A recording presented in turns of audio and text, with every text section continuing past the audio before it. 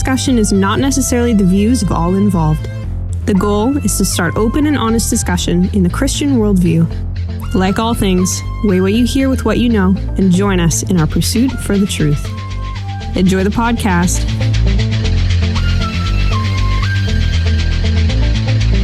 Believing in God's not a bad thing, Joel. That's not what superstitious means, but we'll keep going. Caleb hates the movie Flushed Away. So I don't care enough about this joke to fight. He's a rat that lives in a birdcage? Yeah, it's like me. Right, it's like being a manager at McDonald's, right? Sure.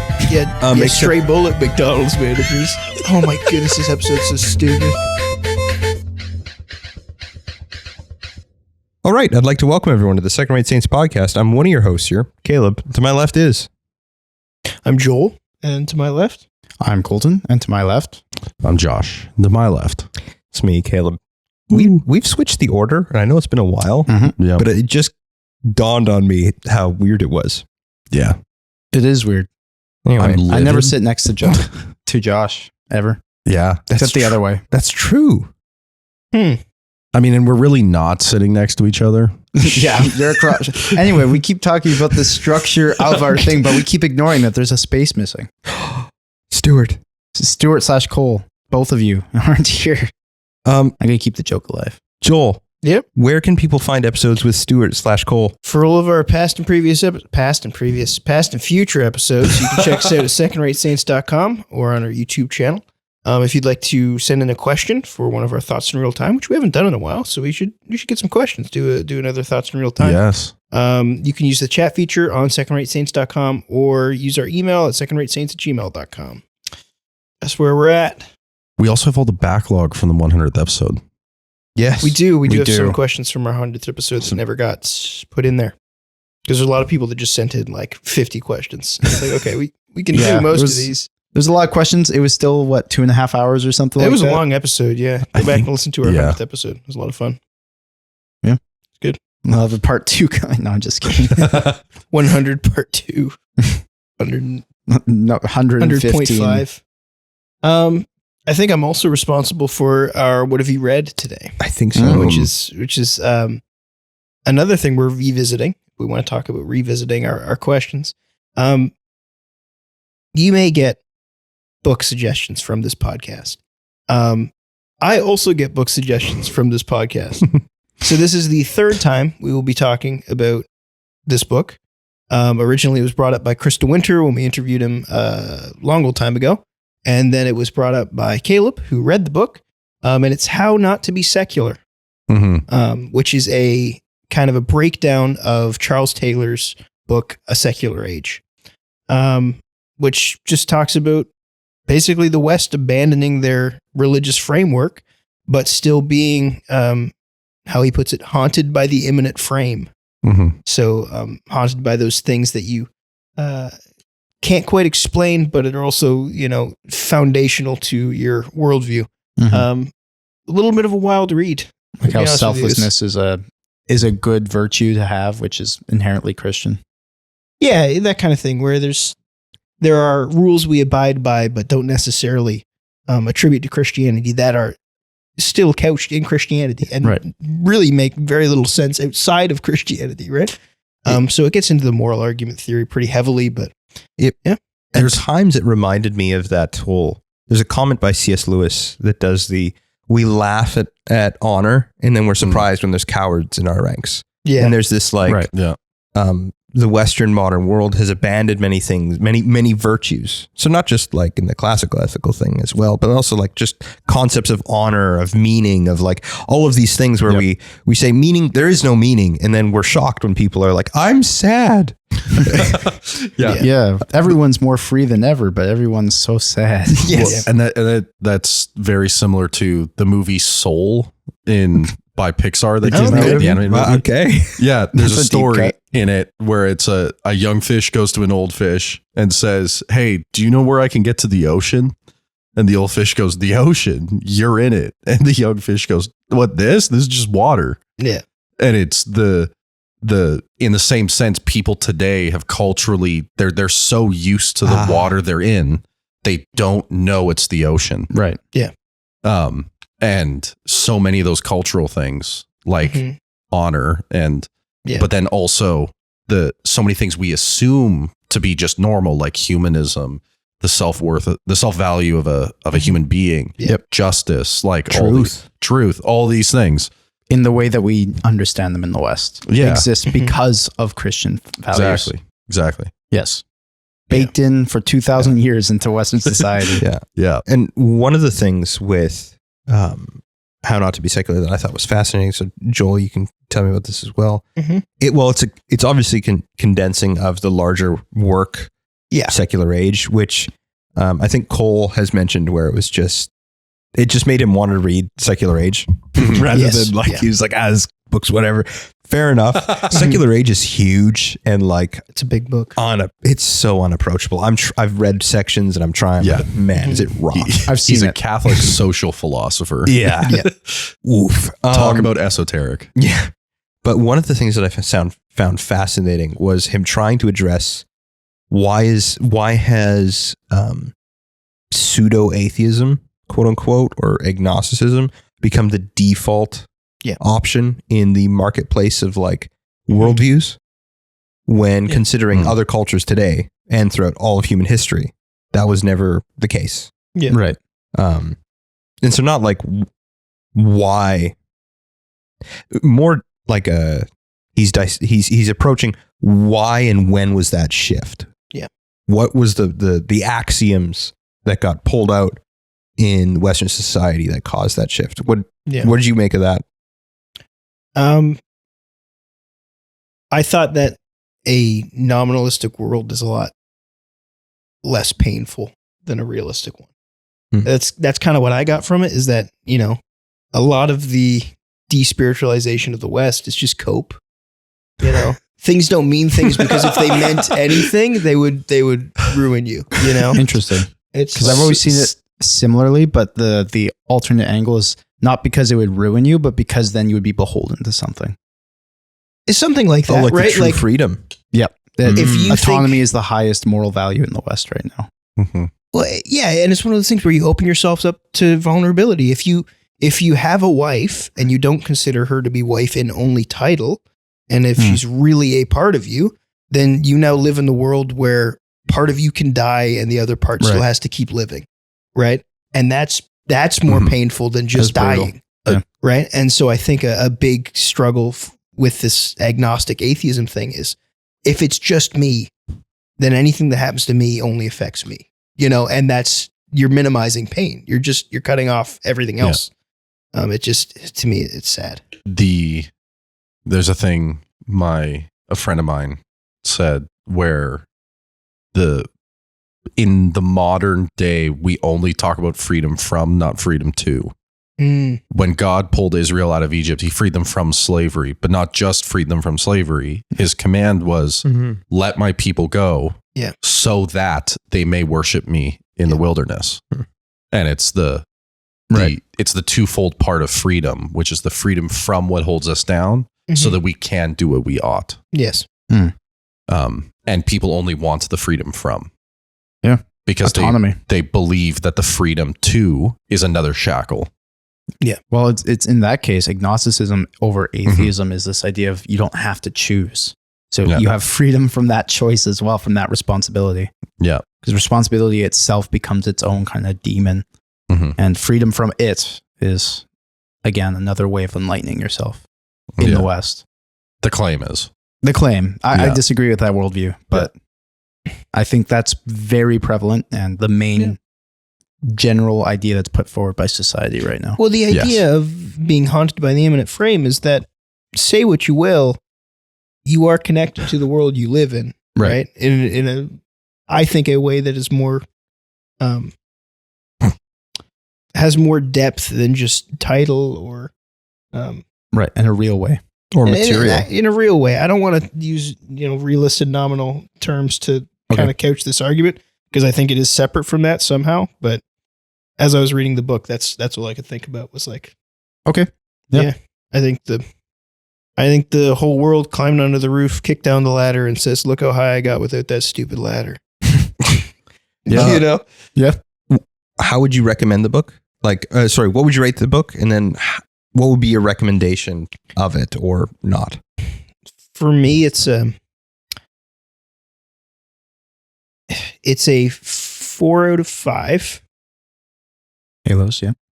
5 if you've 5 if you've never done anything with the moral argument. If you've never read or confronted the moral argument, absolutely rate it. If you have, probably just go right to secular age.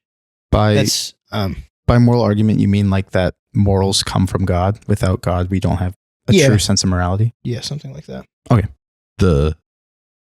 When you said haunted by the Imminent frame yeah. because you're in it. Yeah. That reminded me of the line from I just had to quickly look it up.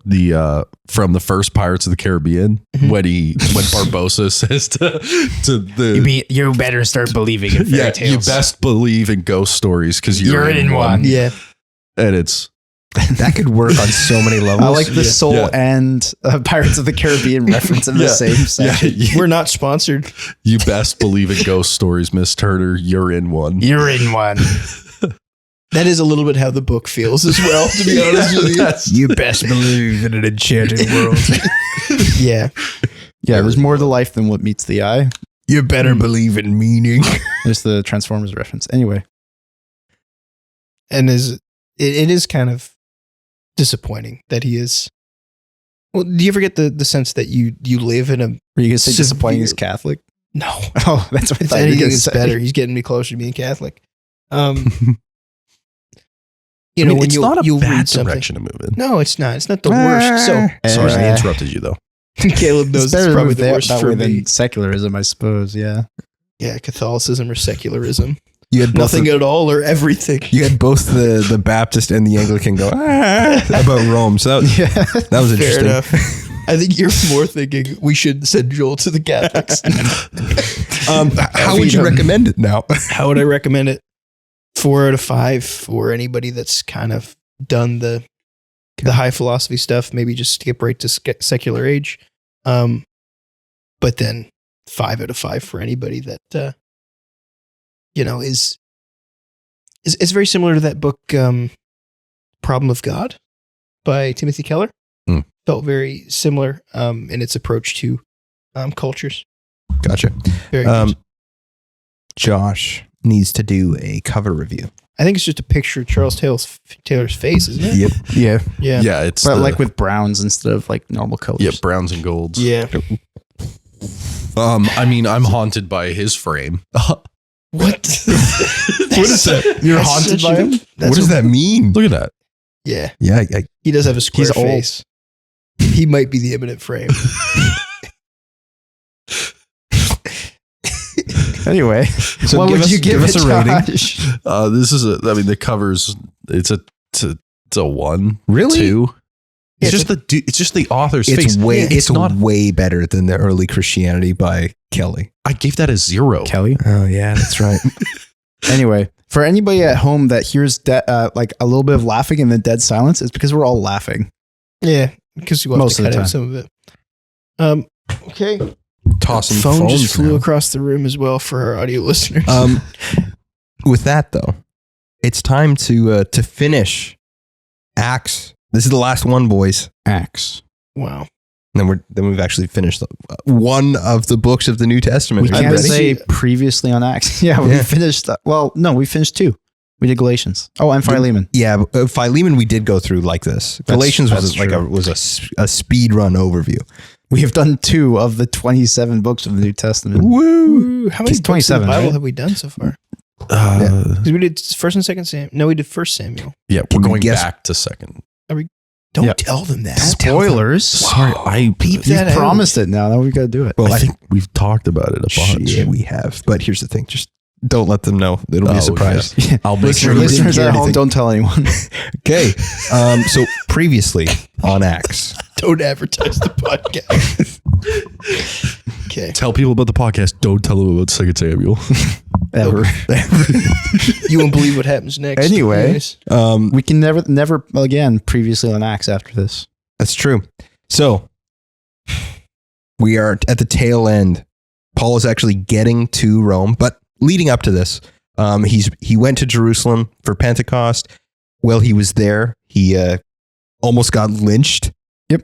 And then a Roman officer came in, saved him. Didn't understand what he was saying for a bit. Several debates. Several discussions going back and forth. He's brought before the Sanhedrin. Things go badly there. Then he's brought before, not Felix. I forget the name. Why can't I remember the name? I thought it was Felix. Was it Felix? And there was another? There's two. Yeah, no, he's brought before Felix. The case just doesn't really work. Felix leaves him in prison though. And then the new governor comes. Agrippa, right? Agrippa's the king. You're right. Festus comes. The case is stated again, and then when the Jewish case against Paul is listed out, Paul responds, goes through his same thing that he went through with Felix. However, at the end, then he goes, "You know what? I appeal to Caesar." Later, Agrippa comes with his wife, and Festus is, "Oh well, let's bring Paul out, and he'll get a load of this guy." Essentially, he just lays out the gospel. Yeah, and it's actually pretty cool. That's Paul, stop! You're crazy. Yeah, you read too much. Yeah, that's your great intellect has driven you mad. That's in Acts 26. Which You're is just mad before. at me for believing what you believe. It's so funny. And then at the end, Agrippa goes, "Hey, this dude should have been set free if he didn't appeal to Caesar." Yep. Yeah, and that's how 26 ends. And now we're at 27. Quickly though, road trip. All of these important people have a particular nickname from Colton. What? Oh, yes. Yeah. We've noticed that over the last 5 episodes, whenever someone important the big cheese, the mega mozzarella, that's better than mine. The giant, they're all the big cheese. So giant cheddar. I'm just pointing out the obvious. Is that a flushed away reference? You said that last time, and I did not get it. It should be. Did you watch Flushed Away and now you came back with a new sense of what cheese means? A new purpose. New purpose? Anyway. Not a good movie. Hang on. No, it is a good movie. How dare you say that? We'll have to bring They this hired Hugh Jackman to play a British we're going to have to bring this up at the end. When we spiral, He's Australian. We'll spiral with Flushed Away. Yeah. Okay. We'll have the spiral. Yeah. Like the toilet and flushed away. Currently on Acts. Currently. Verses 1 to 7, chapter 27. 1 to 8. So sorry. I apologize deeply to the listener. And when it was decided that we should sail for Italy, they delivered Paul and some other prisoners to a centurion of the Augustan cohort named Julius, embarking in a ship of Adramatium, which was about to sail to the ports along the coast of Asia. We put to sea accompanied by Aristarchus, a Macedonian from Thessalonica. The next day we put in at Sidon, and Julius treated Paul kindly and gave him leave to go to his friends and be cared for. And putting out to sea from there, we sailed under the lee of Cyprus because the winds were against us. When we had sailed across the ocean, the open sea, not the ocean, along the coast of Cilicia and Pamphylia, we came to Myra in Lycia. There, the centurion found a ship of Alexandria sailing for Italy and put us on board. We sailed slowly for a number of days and arrived with difficulties to Cnidus. And as the wind did not allow us to go farther, we sailed under the lee of Crete off Salmon. Coasting along it with difficulty, we came to a place called Fair Havens, near which was the city of Lacia. Can I just say Fair Haven sounds like a D&D location? It does sound like a fantasy. Isn't that fantasy a place. Map in Halo 4? That's just Haven. It is. Okay. Yeah. Of course you would know Just that. Haven. Anyway. It's just In Haven. the multiplayer. Okay. Yeah. So here's some weird history for you. They're sailing late into the season, so we're talking like fall. Yeah. Winds are commonly... The Fall of Rome. Yeah, I get it. The winds are commonly northeast, north, and they're trying to sail... Southwest. Yeah. So they're trying to sail northeast, and the winds are coming from northeast. Oh, so I it's see what you very mean. difficult for them to sail. We're not quite to the southwest part yet.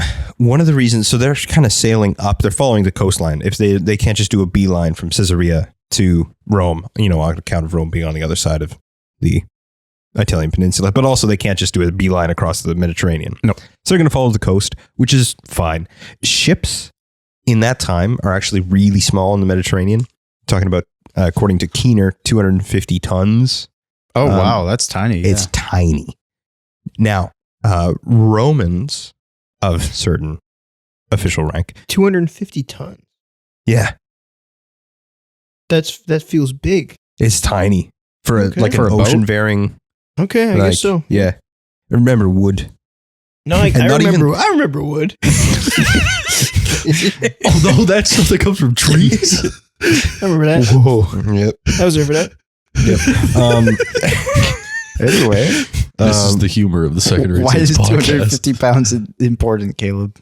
The reason why Roman officers could request to board and take, like, not necessarily take a ship for their own, but they could essentially say, I'm coming on this ship because you're traveling to X city. I'm coming with you.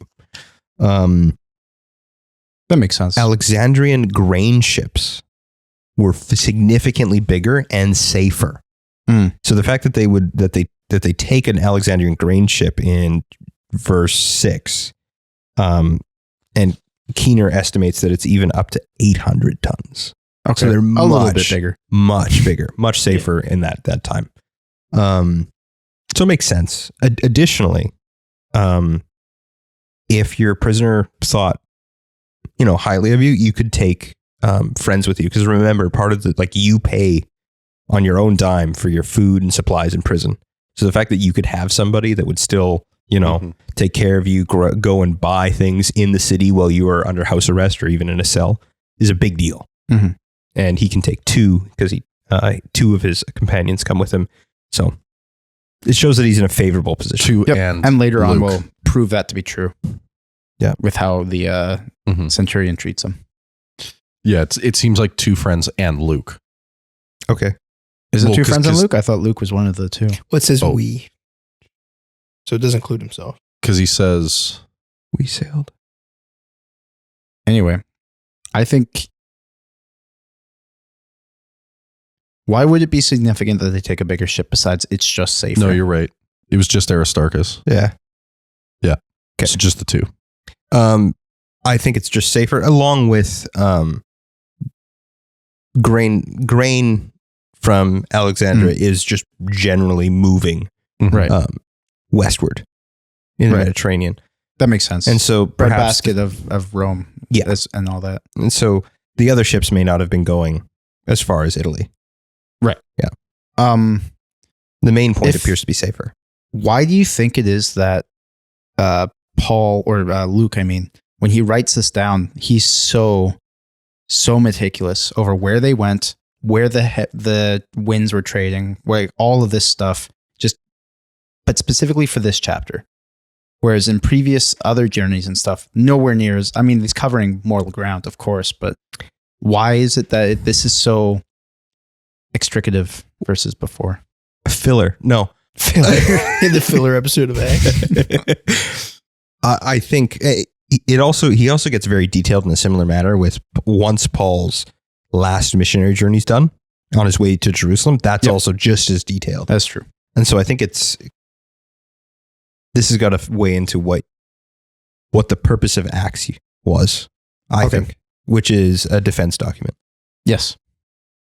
I also think, do you think there's also some recency bias? Is that he can be more specific about times that are more recent because he's more likely to be correct in the details?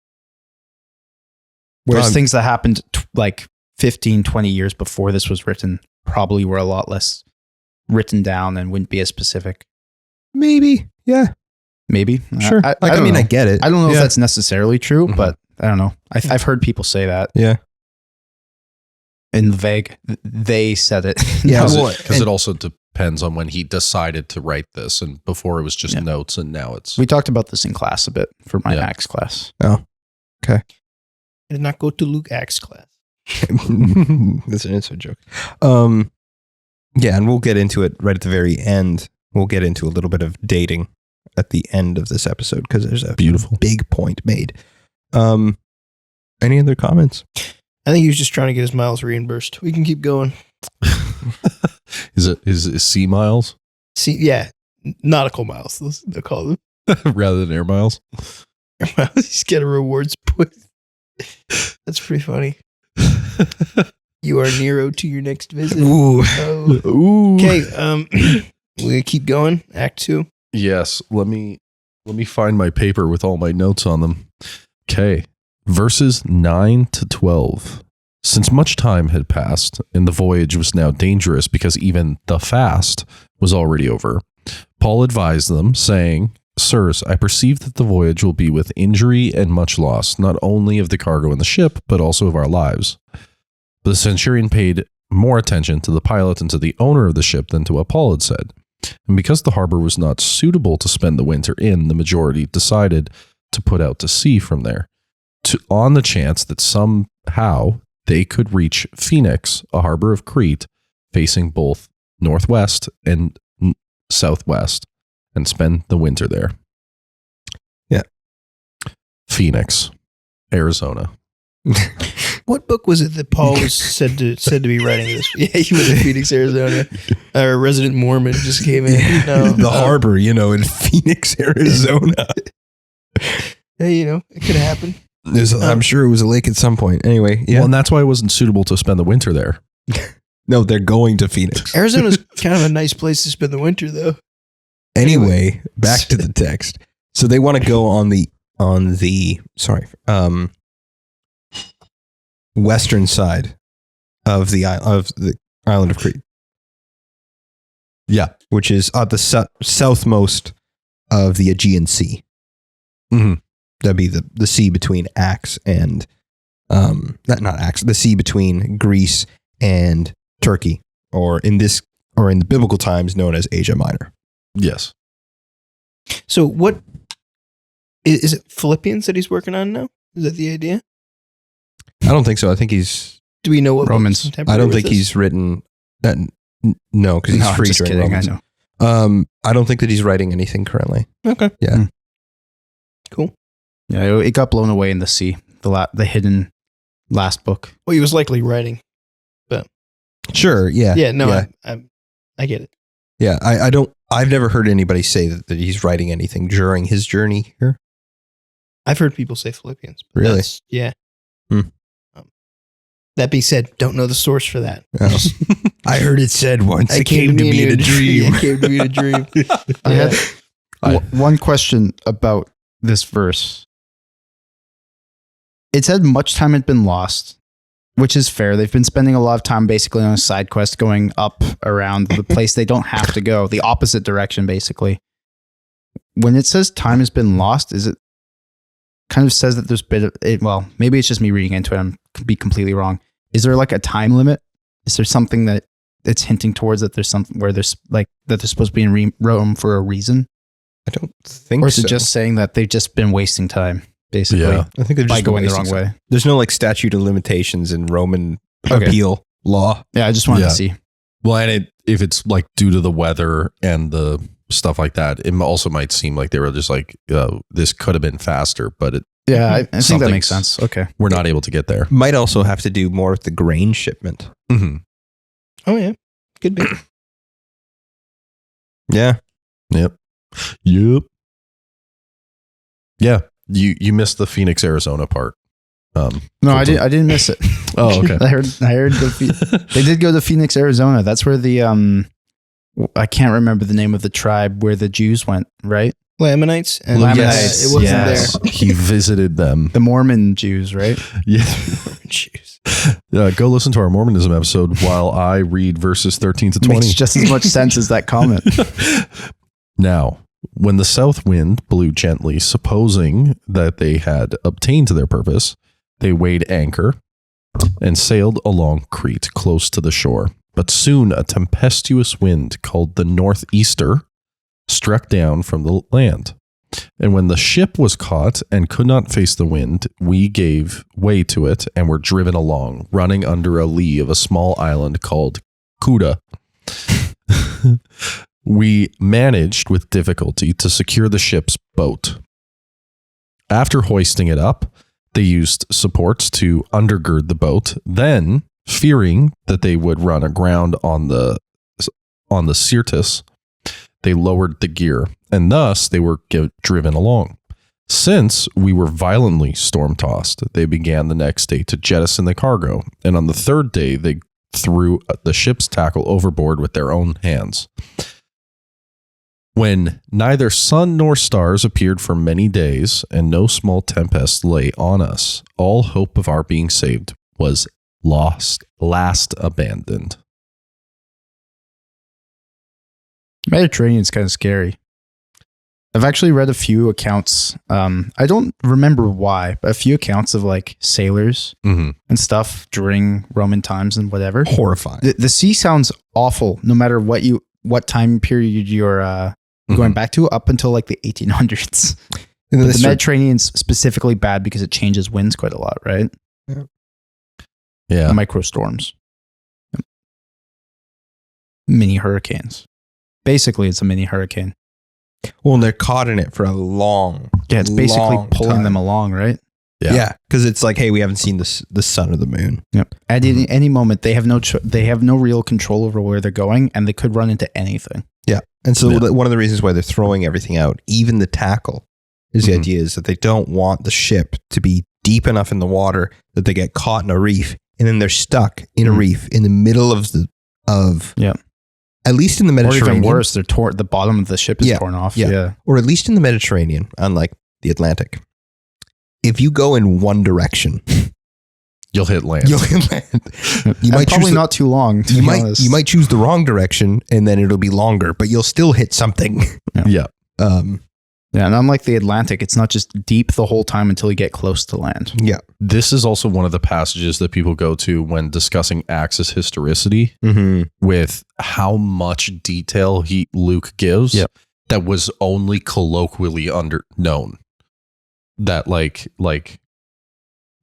sailing terms, the fact that he called it the Northeaster, the fact that he's talking about all these technical pieces of sailing that he himself would not have known otherwise unless he was there. Yeah. Where they were blown to and towards, where they would have been, where the sailors would have been afraid to hit, and where they would have assumed that they could go. Yeah. When they would have chosen to let themselves go with the storm rather than try to fight against it. It's weird the amount of detail he goes in, but you're right. Yeah. It does make it sound more real if he actually explains how and where they're going. Yeah. And he does this in other places, like mentioning, oh, they spoke this language here. They would have only known that if he had been there, and stuff like that. Also the like protocols of like jettisoning the cargo, of doing all this. Yeah. There was Tackle last. Yeah. That's their source of getting food. Yeah. Tackle being fishing gear, right? Yeah. Yeah. Which in this multiple time. like atheist Roman historians have mentioned how informative Acts is on just Roman stuff, life. Right.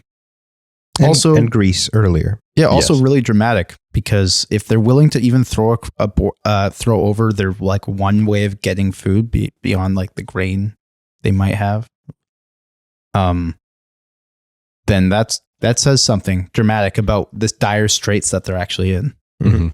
If they're even throwing over, which I assume that tackle would be kind of expensive as well. Maybe not like super expensive, but to replace that, cargo especially, yeah. But they can excuse cargo for going over. The tackle, they'll have to come out of their own pocket, right? Well, the ship's owner is there, which is separate than the Right. captain. Seamen were considered lower, like sociologically, they were lower societal standard, but they made bank. It was a bit of a gamble, everything. Okay. But it was one of those professions that was held in lower, like, it's not honor. What is the word I'm looking for? Esteem, sure. Right. It would be like a lower class. Right. Like lower middle class, maybe lower class kind of thing. Yeah, but you were even kind of thought of it as a little, like you weren't, you wouldn't be invited to the parties. Right. It's like being a manager at McDonald's, right? Sure. Yeah, except- stray bullet McDonald's managers. Except as a merchant, you could hit it big. Right. Yeah. Right. Like you can there's- strike gold, unlike the McDonald's manager. Yeah. Yeah. The corporate cabal has not quite taken control of the world. So Pardon? Whereas now merchants run society. So And they will for the next 1,400 years. And it was good, right? Oh, yeah. It was great. Do you think there's parallels with the Jonah here that are intentional or I just was going to circumstantial? say, is this not, I don't know if it's a parallel, but It's a parallel. Whether it's an intentional parallel or not, that's the kind of the question. or if it is, it might be a 'Cause- reversal because it's a storm bringing him to a location where he's gonna. Well, Yeah. then the implication would be God doesn't want him to go there. But then Paul seems pretty convinced that God does want him to go there. I don't think that it's an intentional parallel for anything. No. Yeah. Well, Well, because this is more rooted in the historical than Jonah is. Well, do you think God has a hand in this storm to bring him to where he needs to, like, beyond, like, obviously they're going to have the crash in a little Mhm. bit, and that Yeah, we can say is spoilers. intentional by God because there's stuff that happens. God, he prophesies, stuff like that. But do you think that the storm was sent by God to bring him to Rome? Well, I think And to Malta. the storm was sent to bring him to Malta so he could get bit by the snake so that the oneness Pentecostals in the United States could have the right church of Just- snake church. Oh, well, you snake can church. the again. The oneness. I'm Jeez. me and Caleb are going to disagree with how much you can read into a text. Okay. But I think the things you do see that are parallel, but again, it's not the same pattern as Jonah, or if it is, it's reversing certain aspects to it. So the storm is still bringing him to the location. He's still bringing the gospel to that place. Yes. That place is the capital of a massive empire that needs to hear the gospel. Mhm. That is the intended goal of both Paul and God, so to speak, Right. in bringing him there. He does, after a storm, confront a serpent in the ocean. You're stretching. He doesn't confront it in the ocean, Yeah. but yeah. No, I'm with I Josh. I think the parallel, And there is a washing up on land. So rather than a throwing up on land. yeah, and there is a whereas Jonah says, "Cast me into the ocean, you'll be saved." do not Paul, throw any in the Do ocean. not Yeah. throw any into the Yeah. ocean. Well, and so and they there will not is be these saved. reversals of the themes. Yeah. I think that the one for Mhm. sure, definite, not parallel, but connecting tissue between Jonah and this is that God is preserving his chosen Yeah. prophet, Yeah. person, whatever, apostle to preach his word and to Yeah. do his work, And- which is in here preserved on the ship, whereas in Jonah, obviously, Yeah. it was not on the ship. I think one of the other parallels you could also draw is that even because of God's people, because of God's people on those ships, those who would not and do not believe lived. Yeah. Mhm. You can draw that parallel. You can also just draw he's the master of the waves. Yeah. Well, and Wave master. Jonah ran to the ends of the earth to get away from God, whereas Paul is going to the ends of the earth following God. Sure. And so, The ends of the earth, Yeah. Rome. The seat of pagan power. Yeah, that's true. Yeah. That is a big deal. The furthest place from God. Which is Nineveh, Nineveh and yeah. Rome at this point. So there are parallels, but whether or not they're intended or whether that carries so much meaning that it ought to be in form or Yeah. even make a typological link. I would is- agree is with rough. that. I would agree that you can draw typological links because I think it'll be found in just the way that how God works in the Bible can be drawn as a pattern. And I think here you can draw those things Mhm. that Josh would point to. Maybe not every specific one. I probably serpent like the one's the serpent one. loosest I one. would not agree Yeah. with, but yeah. But the, it's divine authorship. It just might not be Luke's authorship. So it's ethereal intent. It just might not be Luke's intent. well, it's only ethereal intent if God intended it to, where you're not just reading into. No, that's my point. Is that it just might not be Luke's intent, Hmm. but it's Right. definitely ethereal. It's definitely ethereal. Okay, sure. And there was the Okay. disagreement point. Okay. I don't know, they say therefore God. the fact that they pass so many different places to me, like initially, especially to the reader at home, it means nothing. However, when you get into an argument with someone or you look back on it and you follow it through and whatever, and how it's giving you it's giving you a very descriptive thing of a real event rather than Yeah. just loosey, airy, this happened, then this happened kind of thing, which you don't see for a lot of religious texts. Yeah. Like, the Book of Mormon. Anyway, carry Yeah, on. Book of Mormon, which makes a lot of claims like this and then follows through on none of them. It tells, and you don't need to know that. Yeah. Okay. Verses 21 to 32. Since they had been without food for a long time, Paul stood up among them and said, "Men, you should have listened to me and not have set sail from Crete and incurred this injury and loss. Yet now I urge you to take heart, for there will be no loss of life among you, but only of the ship. For this very night there stood before me an angel of God, of the God, to whom I belong and whom I worship. And he said, 'Do not be afraid, Paul. You must stand before Caesar, and behold, God has granted you all those who sail with you. So take heart, men, for I have faith in God that it will be exactly as I have been told. But we must run aground on some island.' When the 14th night had come, as we were being driven across the Adriatic Sea, about midnight, the sailors suspected that they were nearing land. So they took a sounding and found 20 fathoms. A little farther on, they took a sounding again and found 15 fathoms. And fearing that we might run on the rocks, they let down 4 anchors from the stern and prayed for day to come. And as the sailors were seeking to escape from the ship and had lowered the ship's boat into the sea under pretense of laying out anchors from the bow, Paul said to the centurion and the soldiers, 'Unless these men stay in the ship, you cannot be saved.' Then the soldiers cut away the ropes of the ship's boat and let it go." It's funny. Yeah.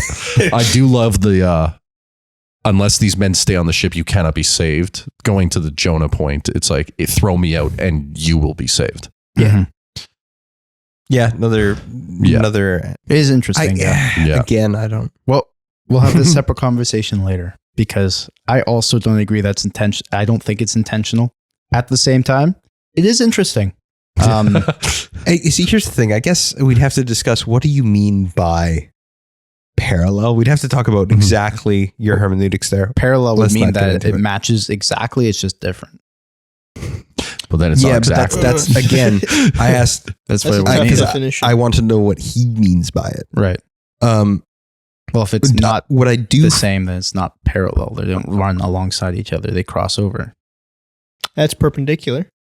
Yeah, that's are we my talking point. about? If it's anyway, we're not going to talk about what words Oh, mean. that they're not crossing over? The fact that something is parallel when it means the same thing and goes alongside of it. Yeah. Yeah. So if it means the same thing, then he would be right. But if it doesn't mean the same thing and not intended to mean the same thing, then it wouldn't be parallel. sometimes literary critical or terms in literary criticism also. That's take fair. Different meaning. Yeah. Yeah. I find it interesting that the centurion just trusts Paul now. Yes. It's just like, okay, cool. Cut the ropes. No one gets off. We're all on this boat together. I would love the hidden backstory of that is he walked up onto like the deck and then like he saw the angel but just didn't say anything.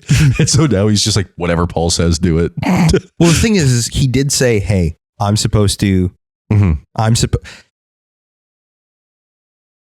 Okay, so he says, hey, we can save ourselves you can save the ship, the cargo, and the people. Yeah. By just staying in Crete for the winter. They're like, no, let's go. Then they go, everything goes bad. Right? Yeah. And then Paul says, hey, This is your an fault. angel of God, of my God, told me that I'm going to stand before Caesar. I have to. Yeah. We're all going to be fine. Mhm. We're going to lose the boat though. Yeah. Yeah. And then, so the implication for the centurion is, if my job is to make sure that this dude gets before Caesar. Yeah. And his God said it's going to happen. If this happens, well, then he's going to get to Caesar. Yeah. Yeah. Also, you'll never find a more superstitious group than sailors. So Fair enough. if some guy says, hey, my God has said this is going to happen, I think the sailors If are I'm going to be the most remembering the likely to story, listen. there'll be another Jonah reference. Anyways, I should stick up for sailors here, but we should, Wow, that's not a bad going. thing. Mr. Aquaman. fair enough. Mr. Aquaman. Believing in Yes. God's not a bad thing, Joel. That's not what superstitious means, but No, I we'll know. keep going. Anyway. Very stupid stitches. Stupid stitch. Writings on the wall. That's a good song. Yeah. Yep. Also a reference to Daniel. That's true. How did he know the writing was on the wall, though?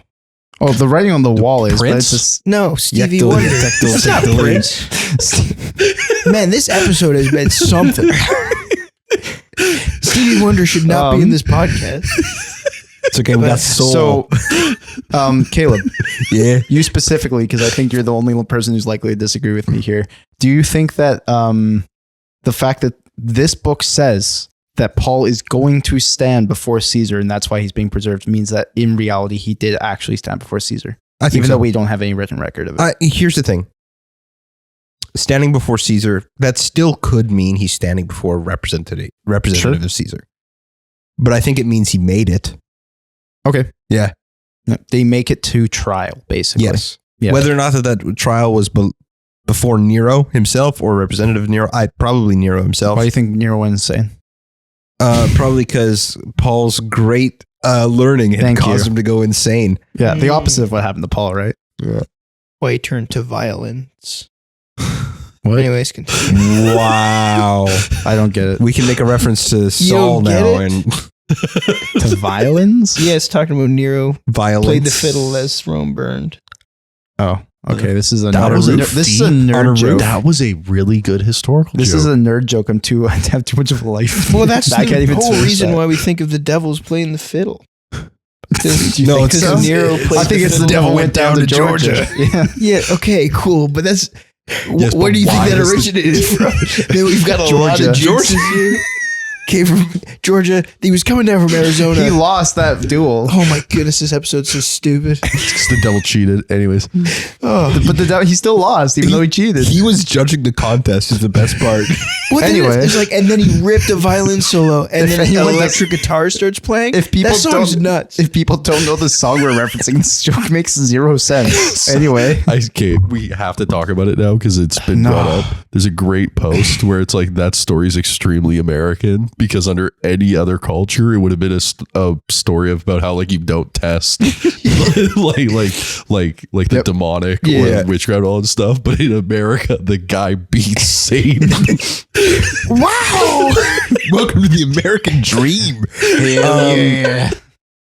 Yeah, so they cut the ropes on essentially the lifeboat. Yep. Now they're coming up to land.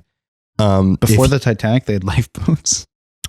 Well, they didn't during the Titanic. At least not enough. Anyway, point being,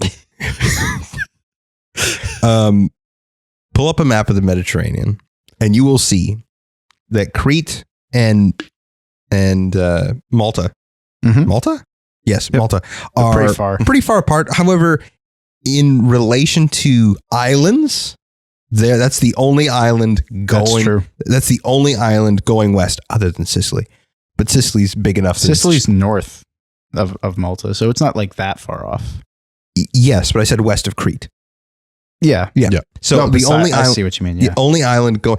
The fact that they didn't hit Sicily, which is interesting, but let's just ignore that. The fact that they could have just missed Malta so easily. Oh yeah. It was basically needle in a haystack type of thing. Yep. So obviously, It was ordained. yeah. So for those wondering, God did it. God. Yep. But yeah, Malta's pretty cool. We'll get to it. Yeah. But it is interesting how they did, land on this small little speck in the middle of the Mediterranean. But Should we figure out what happened? Yeah. Okay. no, we'll leave it. That's the Skip end. that part. Verse 33 to 44. As day was about to dawn, Paul urged them all to take some food, saying, "Today is the 14th day that you have continued in suspense and without food, having taken nothing. Therefore I urge you to take some food, for it will give you strength. For not a hair is to perish from the head of any of you." And when he had said these things, he took bread, and giving thanks to God in the presence of all who broke it, and began to eat. When they were encouraged and ate some food themselves, we were in all 276 persons on the ship. And when they had eaten enough, they lightened the ship, throwing out the wheat into the sea.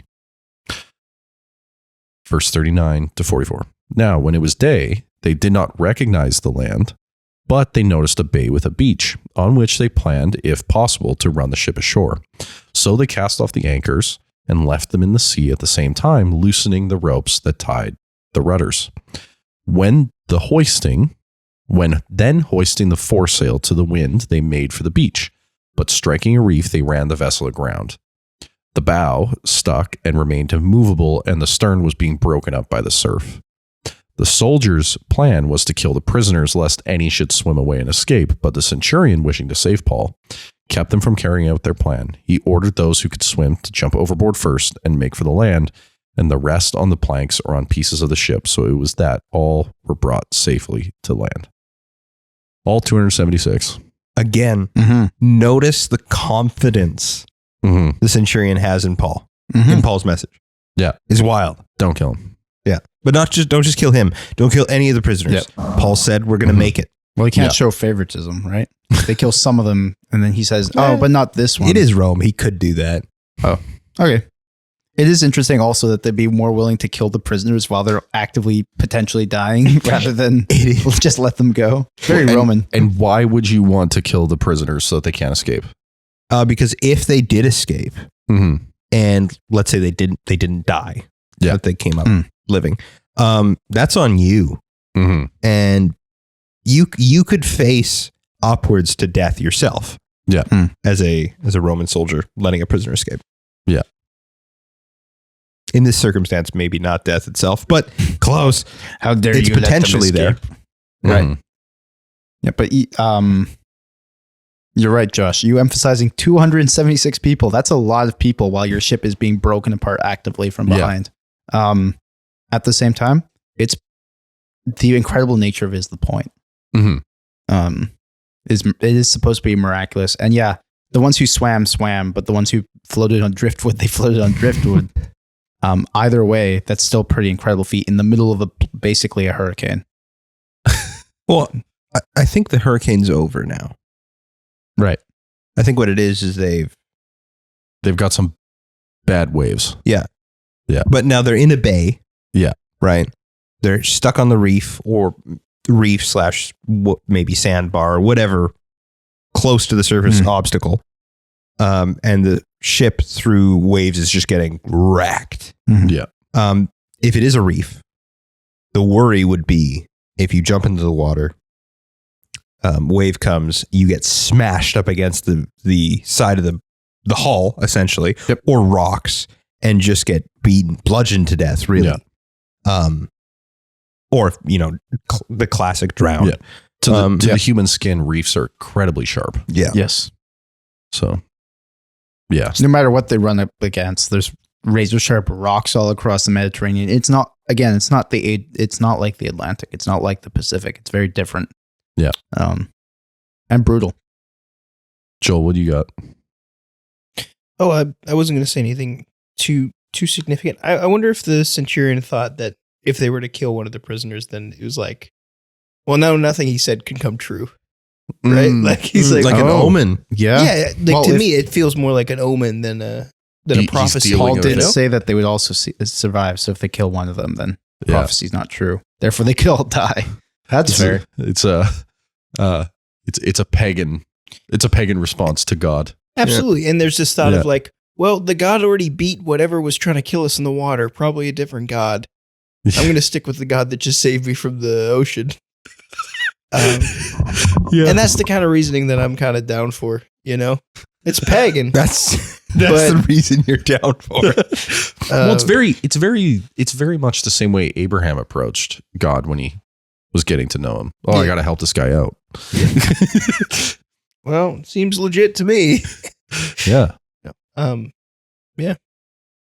Yeah. I think it's a little bit messy where he's like, well, maybe Paul's Zeus then, which is like weird leap. Well, not the first time. Not the first time. Wouldn't be the first time. Yeah. I don't know. Should we figure out what they do on this island? Snake church. Snake church. They don't snake the first Pentecostal snake church. Get ready. This is the first I don't understand what snake church means. Get ready. Okay. We might have talked about this before, but yes. Chapter 28, the final chapter of Acts. Act. Verses 1 to 10. After we were brought safely through, we then learned that the island was called Malta. The native people showed us unusual kindness, for they kindled a fire and welcomed us all because it had begun to rain and was cold. When Paul had gathered a bundle of sticks and put them on the fire, a viper came out because of the heat and fastened on his hand. When the native people saw the creature hanging from his hand, they said to one another, "No doubt this man is a murderer. Though he has escaped from the sea, justice has not allowed him to live." He, however, shook away off the creature into the fire and suffered no harm. They were waiting for him to swell up or suddenly fall down dead. But when they had awaited a long time and saw no misfortune come to him, they changed their minds and said that he was a god. Now, in the neighborhood of that place were lands belonging to the chief man of the island, named Publius, who received us and entertained us hospitably for 3 days.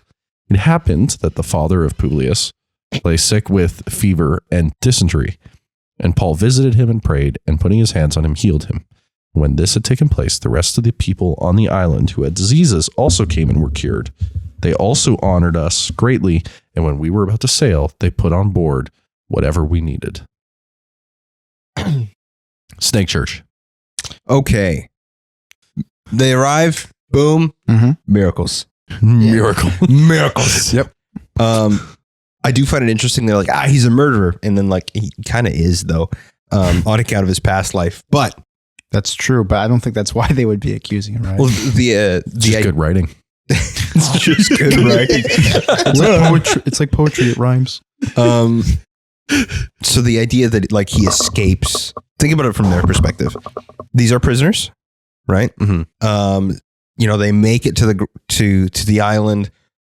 And then it's like, oh, you were able to escape God's wrath on the ocean, but you will be found now. Yes, right? Like justice has found you. Yeah, you can't escape God, the God's wrath. And then he just shakes it off and he's like, oh, whatever.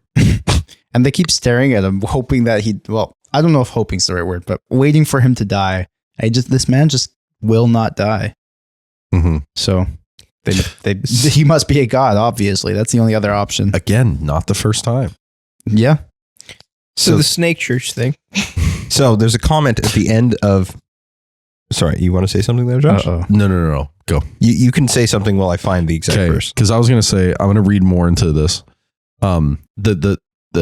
Again, this has no grounding, like what we had talked about before with the Jonah stuff.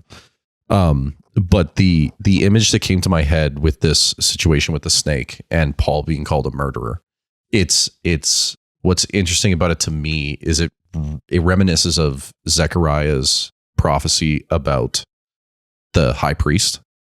Oh, about how I not snatched him from the fire when Satan tries to rebuke him. And it's like this last claim on Paul being a murderer. And the snake is cast into the fire, and he is just that claim is no longer on him. He has been saved by God. yeah. And and it's like for Paul, Interesting. he's free. Because I would point more towards the Moses staff one before I do this. That too. That But Jesus is the staff that, I mean, it wouldn't mean the same thing here, but well, Moses hoists the staff in the wilderness after there's all the deadly vipers and stuff. And then they're all immune to the viper's effect. well, this also connects with the short studies in biblical theology on the biblical theology of serpents. Right. On how God's guy, like the one who is the Christ image in the stories, Moses, Joshua, all of them, Jesus, a messianic Saul, figure of some kind, ends up fighting serpents and having mastery over them. Right. Moses with the staff turning into the serpents, Moses with the raising of the bronze snake, Saul fighting Nachash, the leader of the Ammonites, Jesus fighting Jesus' temptation. And here again, Paul is seen as not affected by the serpent's attack on him. Right. You don't think it's the thorn in his side? But it's the coupling with the claim of murderer, as you said. Yeah. It is true. He is a murderer. But it just like how the snake bite has no effect on him, the claim is no longer true because he's been freed from Christ. by Christ.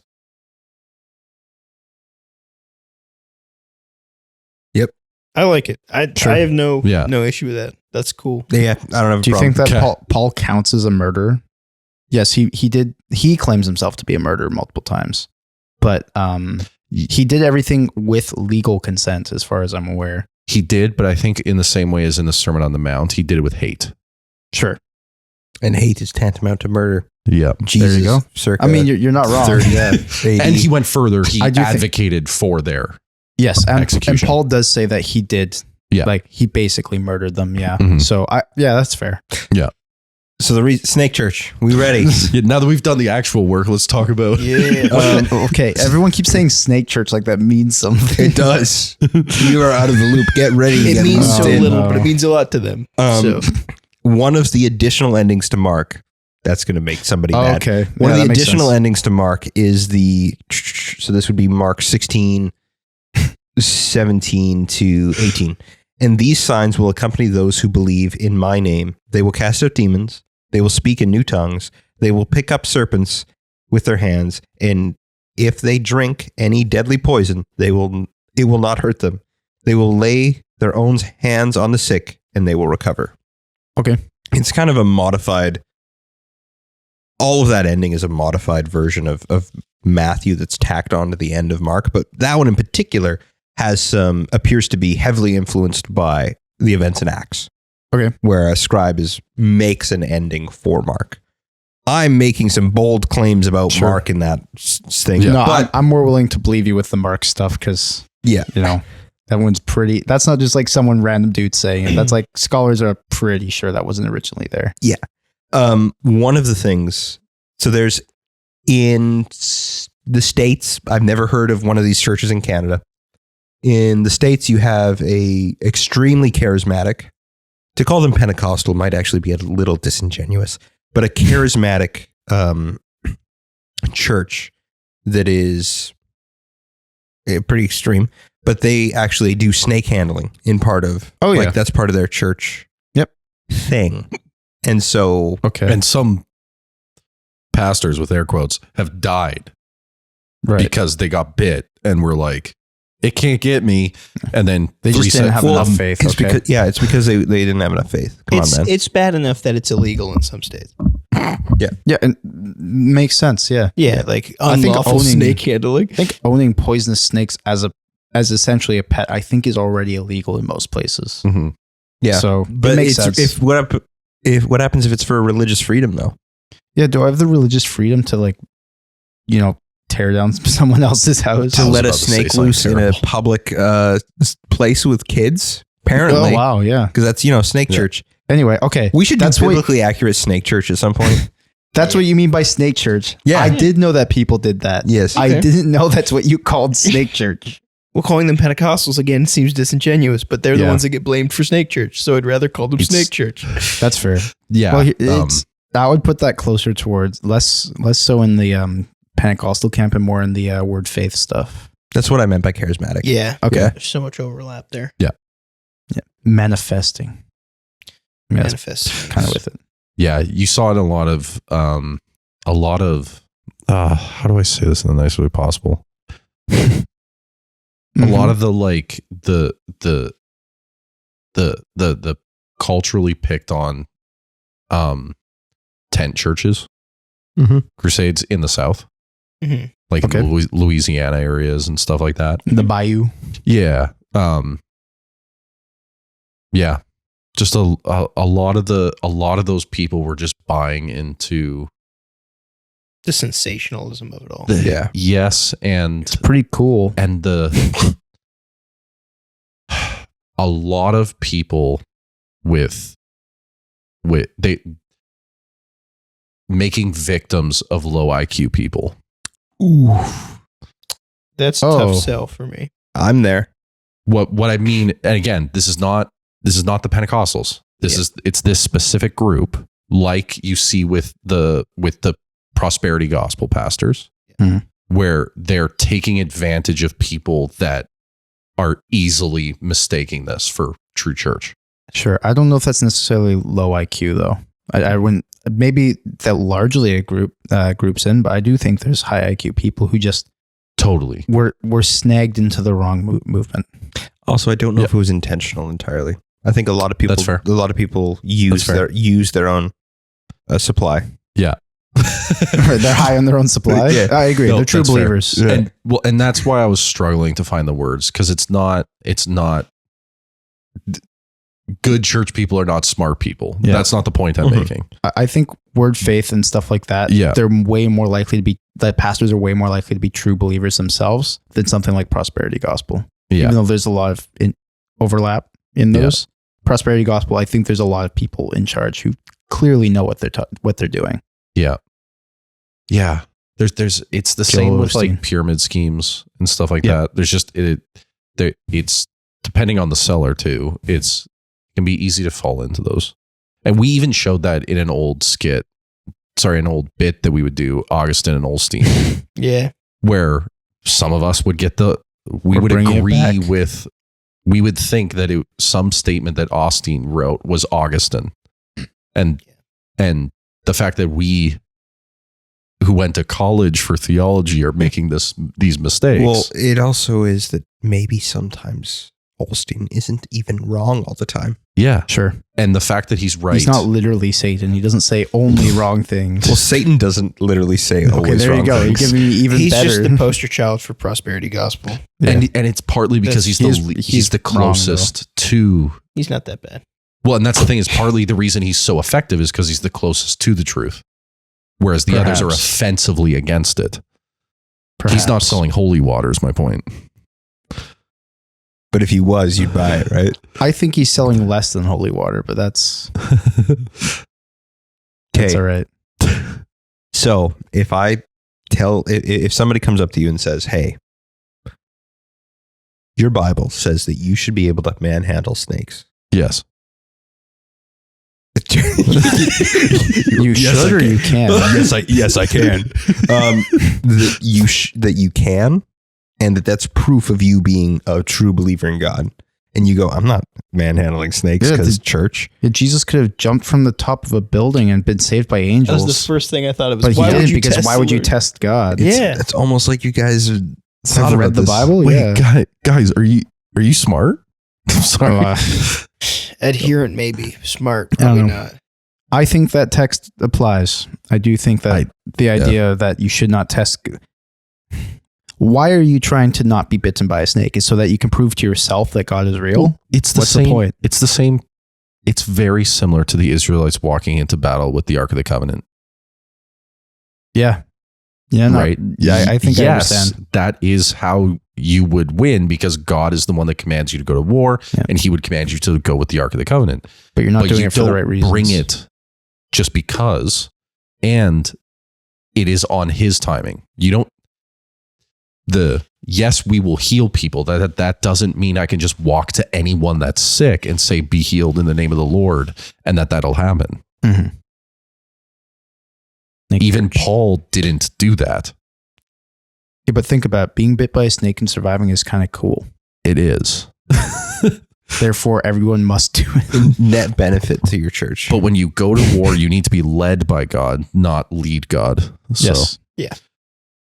You're doing it's the whole like, oh shoot, I can't remember which priest. Is it Amos? Who's like, you dance and you cheer, but all God hears is empty words. He wishes that you stop. He wants you to worship with your hearts, not your whatever, and your actions. It's either Hezekiah or Amos. yeah. Okay. I think Amos is more against the rich. Okay. One of the things, it's actually a problem for modern Malta, would be back then. Malta has irregular water springs. Mhm. And so the fact that there's a very little populace, it's kind of like, 1 liter's a guy. It's very hard to live on Malta. Yeah, they don't have the Knights Templar there yet. Knights of St. John. You're right. But Knights Hospitaller. they even had to import water. And so it makes sense that it's a very tight knit community. Yeah. There's one kind of main leader guy. And where Paul goes, the blessing of God follows. Well, and it just further gives credence to his the things he's claiming about what God said. Yes. And so the centurion's going to go, I knew it. Well, it keeps up this, it keeps up the theme of when Paul or even Peter or anything through from the first to the last of the book of Acts, every time they do something, they're not just committing miracles, but every non-biased institution seems to find them as right and basically godlike in how they're acting. The Samaritans, Simon the Zealot, wrong one, Simon the magician. All of the people that in Paul's first and second missionary journeys he's going through, and they're like, oh, you must be Hermes and such. There's this constant affirmation of what they're doing is something divine, and is something that what they're it's affirmation to the people reading that what they're saying is true. Yeah. Shall we continue? We're almost done. Verses 11 to 16. After 3 months, we set sail in a ship that had wintered in the island, a ship of Alexandria with the twin gods as a figurehead. Putting in at Syracuse, we stayed there for 3 days, and from there we made a circuit and arrived at Rhegium. And after 1 day, a south wind sprang up, and on the second day we came to Puteoli. There we found brothers and were invited to stay with them for 7 days. And so we came to Rome. And the brothers there, when they heard about us, came as far as the Forum of Appius and 3 taverns to meet us. On seeing them, Paul thanked God and took courage. When they came to Rome, Paul was allowed to stay by himself with the soldier who guarded him. Again, 3 taverns. What is this, a fantasy novel? Yeah, I thought of that too. It's like, oh man, this is Skyrim. Yeah, the twin gods, Castor and Pollux, also feels very fantasy. But again, hyper detailed. Yes. Interestingly, Paul's finding believers in the Italian peninsula. Right. Commonly thought that the church was brought there by those who had converted during Pentecost in Acts 2. Yeah. And which he's already written to. So, and whether or not how many other Christian missionary voices have gone to Rome or even just Italy at this point, that's debated. Regardless, there appears to be a at least reasonably established primitive church in Italy. Yeah. Known to be this, like we said before, the seat of paganism. Well, heart of it. Seat of pagan power. Pagan power, sure. Yeah. Hard to be a Christian in Rome. At this point, yeah, absolutely. Yeah. I think the idea immediately after this is when it gets. This is at this point it's like, it's easy mode. It's easy to be a Gentile Christian in Rome right now. Yeah. That's true. The moment Paul loses his head, that's when hard mode gets activated. Do you think Paul had some influence in why Nero treated Christians the way he did? Like Paul specifically? If he had met him, the best I could argue is that may have influenced just a little why he was willing to blame it on the fire on them. Yeah. Right. That he was like, oh, I can use these people. Well, but I feel like he would have come to that conclusion either way. The lead was getting to him at that point. Well, even as like I just did a big study into First Peter, and fascinating. I do believe that was written before Peter actually died, which apparently is a hot take for some people. Yeah. I don't know. Either way, if the main thing that Peter talks about with people in First Peter is that the nation, like the Gentiles, kind of see Christians as being subversive elements to their culture and stuff like that. That they're abandoning the gods, they're abandoning how they should live their lives and the house system that they have.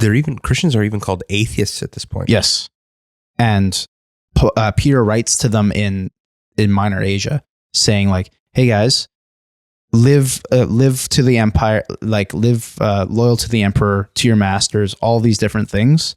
so that they may see that we live good lives and might actually believe us. Stuff like that. Yeah. So this probably was also a problem over in Rome too. That maybe Peter and Paul, because they both would have been in Rome roughly around the same time, about 2 years after this, something like that. 3 years after this. Everybody debates, but yeah. Yeah, we'll get into it in a second. But this would have been whether or not Peter and Paul had some direct influence in Nero, basically trying to genocide all the Christians. I don't know. Pogrom, basically. This is a weirdly hot take. Mhm. Christian Missions was persecution, worse, but Christian persecution in the first 3 centuries was sporadic, not empire-wide, and has often been overstated. Yeah. Okay. That doesn't mean it didn't happen. Doesn't mean the Christians versus the lions didn't happen. That happened plenty. Sure. Doesn't mean that the Human Torches in Nero's garden with Christians didn't happen. That did happen. But it's often played up.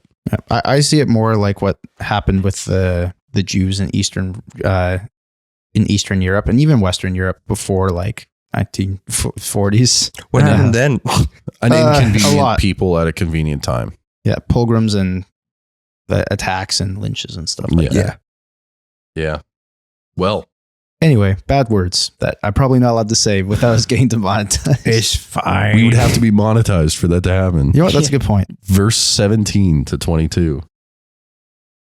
After 3 days, he called together the local leaders of the Jews. And when they had gathered, he said to them, "Brothers, though I have done nothing against our people or the customs of our fathers, yet I was delivered as a prisoner from Jerusalem into the hands of the Romans. When they had examined me, they wished to set me at liberty, because there was no reason for the death penalty in my case, but because the Jews objected, I was compelled to appeal to Caesar, though I had no charge to bring against my nation. For this reason, therefore, I have asked to see you and speak with you, since it is because of the hope of Israel that I am wearing this chain." And they said to him, "We have received no letters from Judea about you, and none of the brothers coming here has reported or spoken any evil about you. But we desire to hear from you what your views are. For with regard to this sect, we know that everywhere it is spoken against." Mm-hmm. So it seems like they didn't really care once he was out of the land. Mm-hmm. Yep. You're like, oh, the problem solved. Which, here's the thing. What does this mean regarding the Jews, and specifically James, in Mm-hmm. Jerusalem? What do you mean? Is he not causing fuss, James? Yeah, are they not opposing the message? Were they just opposing Paul? Like, did James not stand with him? You know what I mean? This is I where see what people you will mean. begin to make the argument that actually James, the person, James the Elder, that is, Mm-hmm. or James the Lesser, brother of Christ, and even his book in the Bible actually goes against the gospel of God and of Paul proclaimed in latter parts of in other parts of the New Testament, because the argument being that James actually is preaching a gospel of works of like a graduated, let's say, Judaism transformed by Christ, although still participated in. Thus is the argument, at least. I don't think it holds water. Yeah. I think because of Paul's, I think it makes sense that they would have a particular hatred of Paul because of what he had done beforehand. Yes. Well, they say specifically it's because he went to the other realms in Greece and such, and were saying to Jews to not get circumcised. And that's why they were angry at him. Yeah. And once he's out of the land,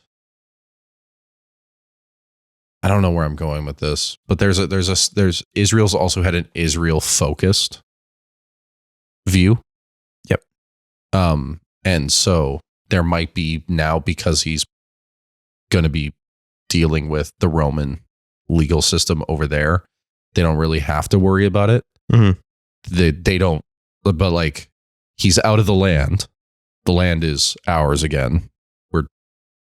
We can deal with what's here. Fair enough. They do have bigger problems. Yeah. Whether, And who cares about the diaspora we have That is true. Israel. Yeah, That is true. There's also the chance that if the Jerusalemite priests wrote to these people, whatever, like, yeah, they could write in private and whatever, but there might be this idea of Paul can just go to them and say, nah, the province people or the regionals and governors and all that, they all said I was okay. All the Jews, you can talk to all these Jewish people and all this and all this and all this. So it would just add more reason that he could just convince these people against them. Well, Whereas general opinion already seems to be against him. Well, and you also have the idea of like the Jews are already in a hot water with Rome. Mm-hmm. And so they might not want to start hot water in point. Rome. Yes. Well, it's interesting. It's interesting that we just mentioned how there's a pseudo-established church in Italy, right? He's brought before the leaders of the Jews here. This is who's he talking to. Presents their case, and they're like, yeah, we haven't really heard much, except we know that everything about this sect is, everybody's in uproar against it. Yeah. Tell us what Nobody you really think. likes you. Yeah. And so it seems like the believers, the brothers in Italy, aren't being that vocal either, maybe. Right. Because how come none of the leaders there know? You know what I mean? Right. It might even just be that small that no matter what the random, especially Gentile believers say, why are the Jewish leaders going to listen to them? Who cares? But if they're the pilgrims from Pentecost, then it's not just the Gentile.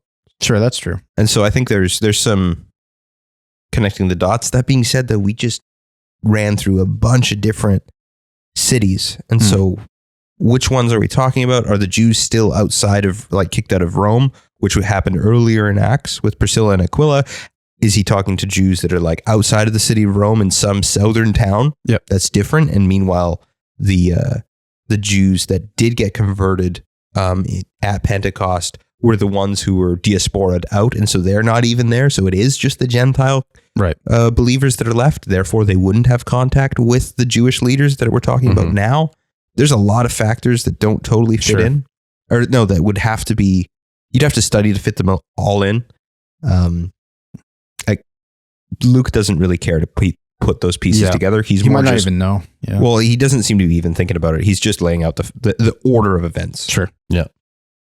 Either way, the fact that there are believers here and the fact that the Jewish leaders haven't really heard of them does say something. Just how that would have come to be is not super important, just that it actually was the case. Shall we finish this and then have our final ending discussion on the book of Acts? Yeah, sure. Okay. Verses 23 to 31. When they had appointed a day for him, they came to him at his lodging in great numbers. This is the Jews, the Jewish leaders that want to hear out the gospel. Many to him at his lodging in great numbers. From morning till evening, he expounded to them, testifying to the kingdom of God and trying to convince them about Jesus, both from the law of Moses and from the prophets. And some were convinced by what he said, but others disbelieved. And disagreeing among themselves, they departed from Paul. They departed after Paul had made one statement. The Holy Spirit was right in saying to your fathers through Isaiah the prophet, go to this people and say, you will indeed hear, but never understand. And you will indeed see, but never perceive. For this people's heart has grown dull, and with their ears they can barely hear, and their eyes they have closed, lest they should see with their eyes and hear with their ears and understand with their heart, and turn, I would heal them. Therefore, let it be known to you that this salvation of God has been sent to the Gentiles. They will listen.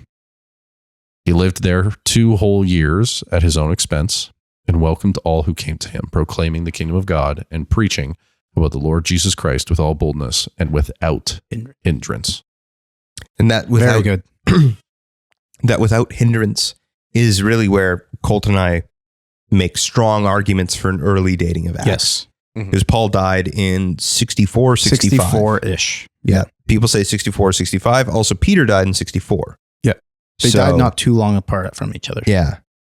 And so it appears as without though, hindrance, if Peter was executed by the Romans, that kind of, Yeah.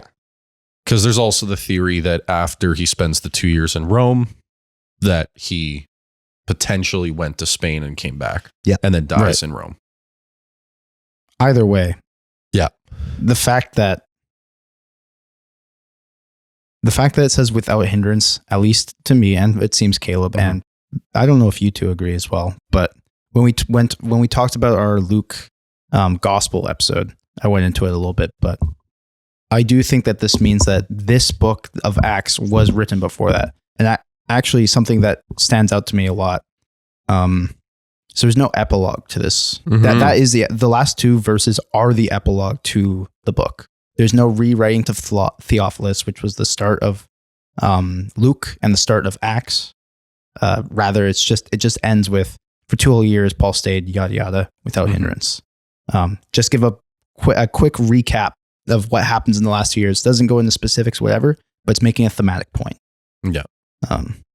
And sure, some people say that Luke intended to write a third book that would have done his stuff in Acts up until he died, but there's no evidence of that. And two, I mean, I would very much like to read it, but I don't think it's true.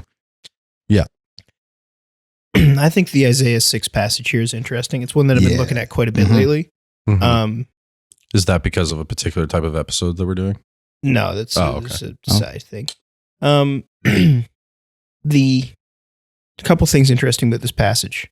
One is that in Isaiah, God is the one making them so that they cannot hear and that they cannot see.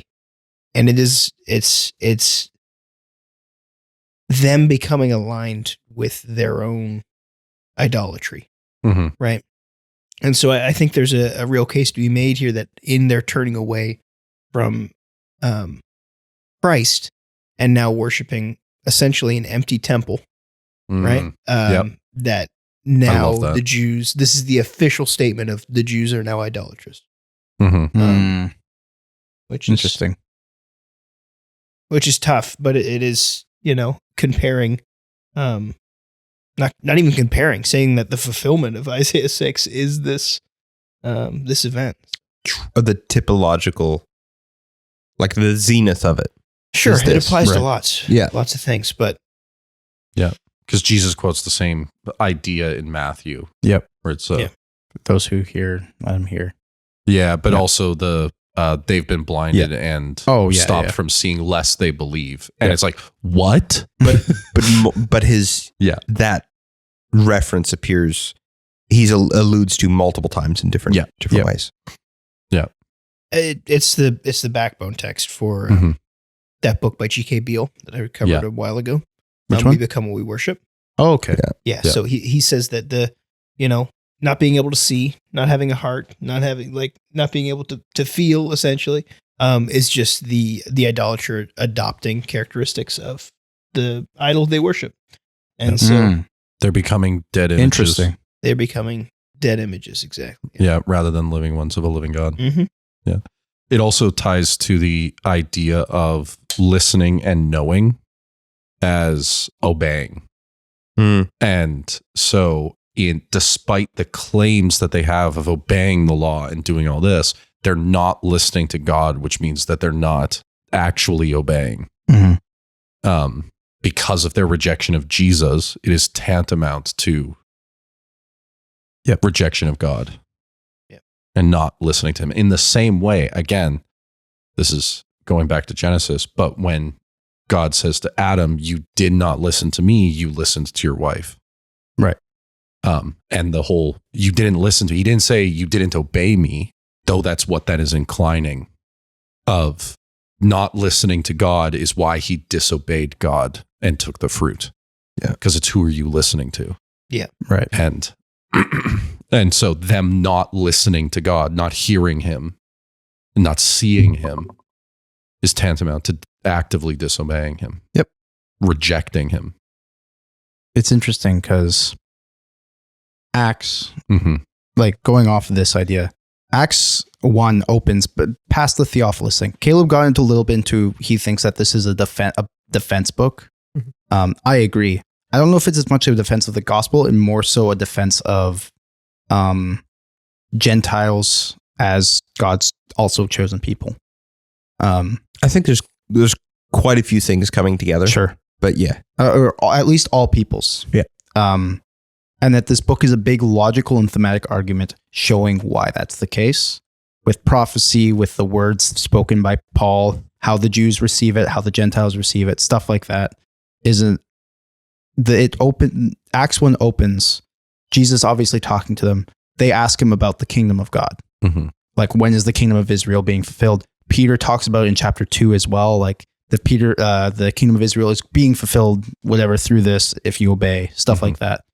And as it goes on, there's this constant, the Jews are opposing the message. The Jews are opposing the message. Some of them believe, some of them don't. Some of them believe, some of them don't. But then the Gentiles now believe. And they keep believing and believing and believing.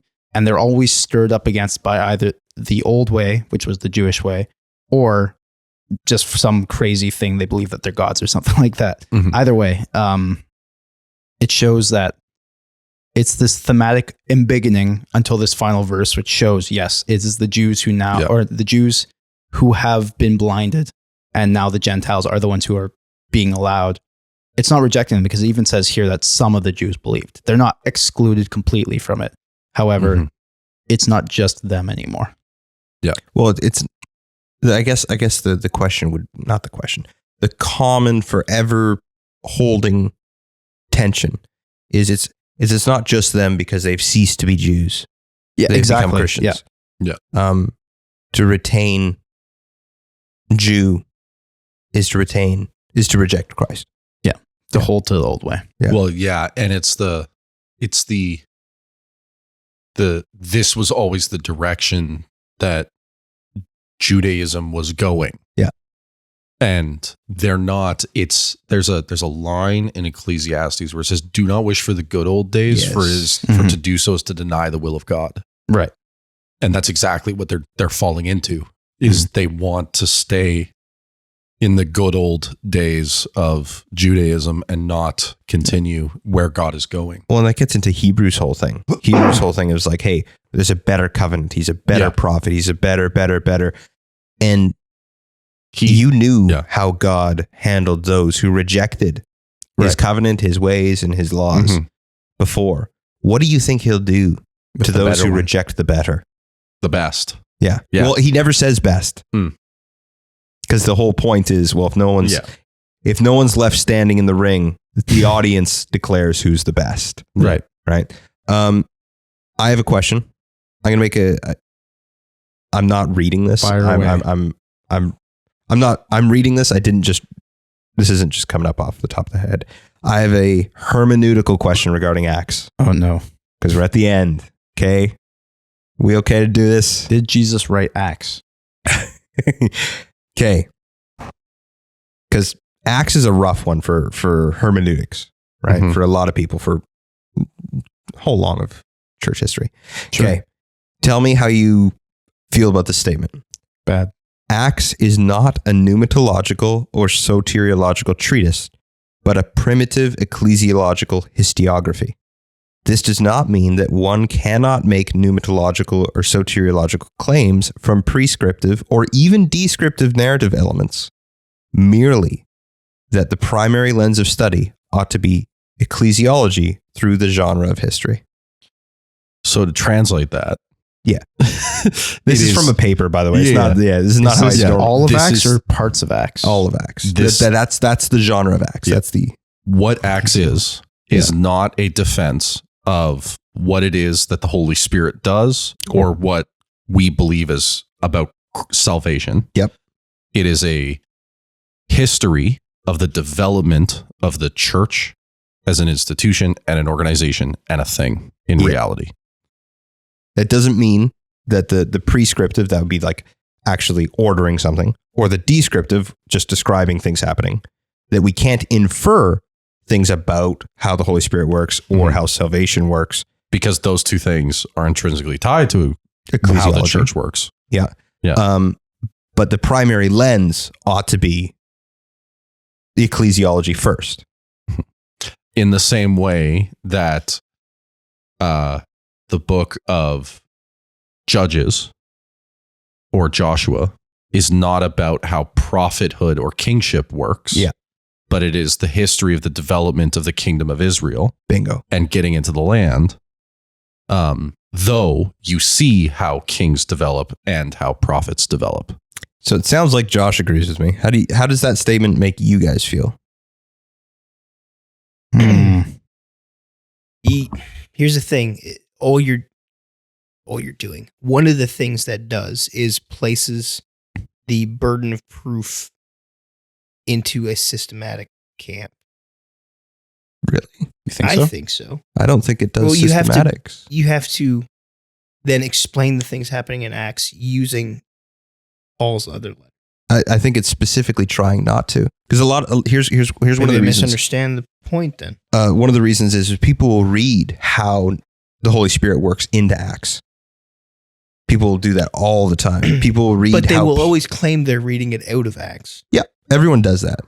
Everyone Okay. everyone Right. fails to do hermeneutics from time to time. Joel, is Yeah. your argument how he's doing that? That you might be doing that I with haven't made an ecclesiology? argument yet because Oh. I don't know what he's saying. What I'm trying to do in that hermeneutical claim is, what is the primary intent of the book of Acts? It's not pneumatology and it's not soteriology. It's not a treatise. Yeah. It's a historiography. Okay, it's a historiography. What is it primarily about? The church. Okay, so it's an ecclesiastical historiography. And from that, we can infer things Yeah. about pneumatology and about soteriology. But if we're going to articulate, what does Luke Acts have to say Yeah. about salvation or about the Holy Spirit or about miracles? The primary lens that we should be reading it from is not, let's say, from Romans, or is not from 1st and 2nd Corinthians, where how the Holy Spirit has worked in the church there. Mhm. The lens that it should be read from in Acts is ecclesiology first, because that's the framework that's being presented. What do you in mean Acts. by ecclesiology? The church? What do you mean by the church? The church is an organization, is a group of people, redeemed people of God. The New Israel? I would think so, yeah. But that's Okay, that's I would go more, only as far as the New Israel. I wouldn't go any further than that. Why? Because I think it's more primarily about Gentiles and Jews than it is about Well, that's the that actual would be- history itself. I think it's theological first and uses history.